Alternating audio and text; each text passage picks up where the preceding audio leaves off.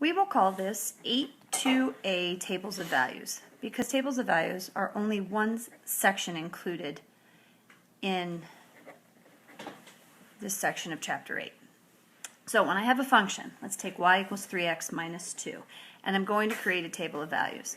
You might remember that we said one of the biggest challenges for doing this is because the function has an infinite set of solutions. I could put 100 in for x.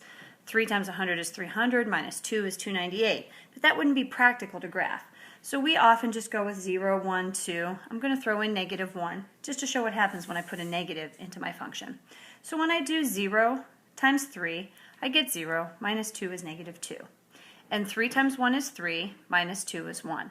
3 times 2 is 6, minus 2 is 4. 3 times negative 1 is negative 3, minus 2 is negative 5. And then I go to plot my points. 0, negative 2, 1, 1, 2, 4, negative 1, negative 5. And I can take my straight edge and draw the line for this function.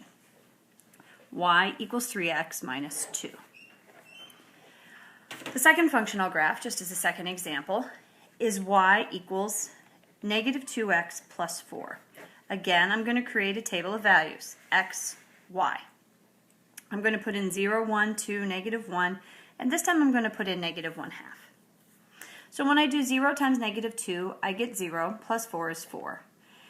Negative 2 times 1 is negative 2, plus 4 is 2. Negative 2 times 2 is negative 4, plus 4 is 0. Negative 2 times negative 1 is a positive 2. A negative times a negative is a positive. Plus 4 is 6. Negative 2 times negative 1/2 is positive 1.